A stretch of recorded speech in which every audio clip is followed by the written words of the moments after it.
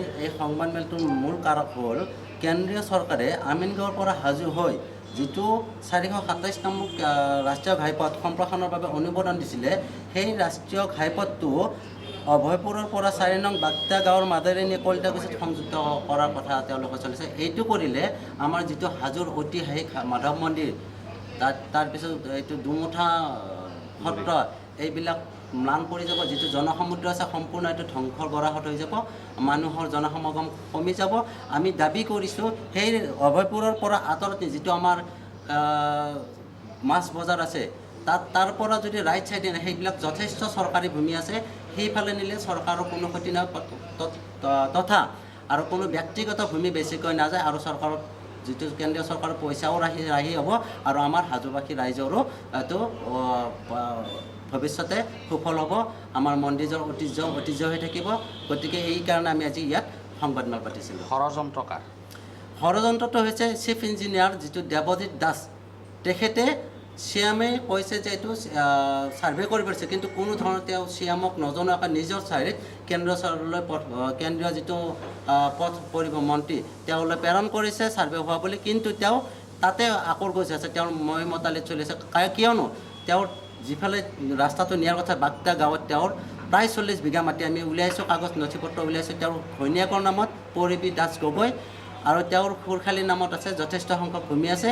তেওঁৰ নিজস্ব স্বাৰ্থৰ বাবে আমাৰ হিন্দু সমাজ তথা আমাৰ হাজো মাধৱ মন্দিৰত তেওঁ জলাঞ্জলি দি তেওঁৰ একমত আছে এই কামটো।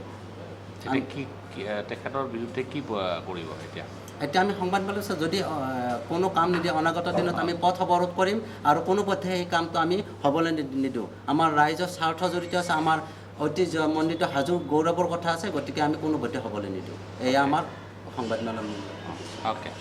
ইয়াতে কথা হ'ল যে আপুনি কোন দল কোন ক'ৰ পৰা আহিছে? সনাতনী জাগ্ৰত প্ৰহৰী, মই প্ৰমুখ হিতেন্দ্ৰ ভট্টাচাৰ্য। কওকচোন। আচ্ছা, কথাটো হ'ল মেইন কথাটো হ'ল যে 427 নম্বৰ যিখন হাইৱে আছে, এই হাইৱেটো একচুৱেলি মানে আপ টু মাধৱদেৱ মন্দিৰলৈকে 100 ফুট বহল 100 ফুট বহলৰ ৰাস্তা আছে, য'ত চৰকাৰৰ ইমানখিনি মানে এক্সপাণ্ড কৰিব গ'লে ইমান মানে খৰচা কৰিব নালাগে। যিখিনি অভয়াপুৰী ইয়াৰ পৰা 4 কিলোমিটাৰ আঁতৰত যিখিনি কৰিব গ'লে বহুখিনি মাটি লেণ্ডো ল'ব লাগিব, লগতে বহুতখিনি এক্সপেন্সো হ'ব। মোৰ অভাৰ ইয়াতে দেৱজিৎ দাসে তেখেতৰ 40 বিঘা মাটিৰ বাবে নিজৰ ছেটিছফেকশ্যনৰ বাবে নিজৰ ফাইনেন্সিয়েল বেনিফিটৰ বাবে তেখেতে মাননীয় চিফ মিনিষ্টাৰৰ মানে কথাও অমান্য কৰিলে। এইটোৰ কাৰণটো হৈছে ফাইনেন্সিয়েল বেকগ্ৰাউণ্ড, লগতে ইয়াতে মানে হাজোতে কিছু বিত্তশালী দালালৰ লগত লগ লাগি এই দেৱজিৎ দাসে এইবোৰ কাম কৰি আছে, only for the financial benefit for personal. কিন্তু ইয়াৰ লগতে দেৱজিৎ দাসে গোটেই হাজো ৰাইজক মানে নেগলেক্ট কৰিছে, হয়গ্ৰীৱ মাধৱৰ নিচিনা এখন মন্দিৰত নেগলেক্ট কৰিছে, যিটো হাজোবাসী ৰাইজে কেতিয়াও মানি নলয়।